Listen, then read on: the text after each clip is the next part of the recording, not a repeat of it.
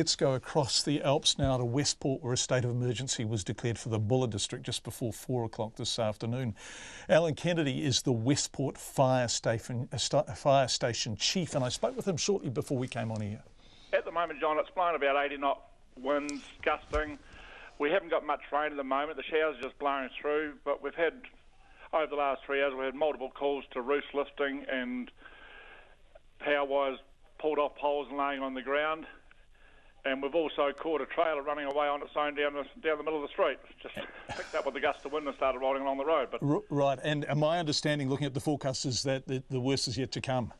Yes, it is. Yes, we have got reports from the Civil Defence that the worst is yet to come in about probably 2 or 3 hours' time. They reckon it'll get a lot worse. The only road closed is from Westport to Greymouth by Punakaiki. The sea's coming over the road there by all accounts. That was the fire chief in the Buller district. Let's go now to the mayor in the Buller district, Garry Howard, who was on the program last night predicting pretty much exactly what happened, what's happened so far today. Mayor Howard, nice to have you back with us. How is the weather now? It's just whistling past a howling wind, and certainly the next couple of hours is going to be really testing for all people. Thankfully, everybody's bunkered down. We're just really concerned about some properties at Granity at this stage. And you're concerned about the sea at Granity, are you, and what might happen there?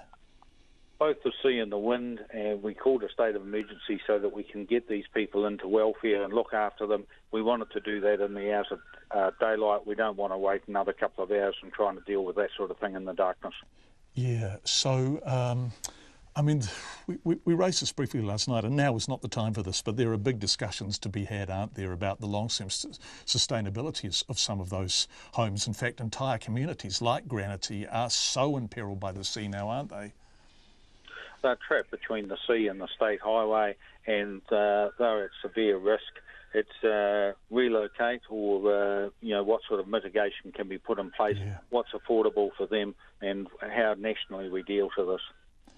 You're wonderfully tough, you buggers on the West Coast, and in some gloriously perverse coaster way, you actually pride yourselves on your ability to deal with the weather. But I note schools were closed, shops were closed in downtown Westport today, right? Everyone has just said, yeah, let's just go inside and keep away from this one.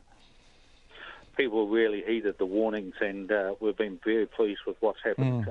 Closing schools was definitely the right thing. Retailers closed around midday, and traffic movement is absolutely minimal. So really pleased with also the services that we've got from around the country to support us, particularly from Canterbury and Timaru, and I feel for those people in Canterbury at the moment with what they're experiencing.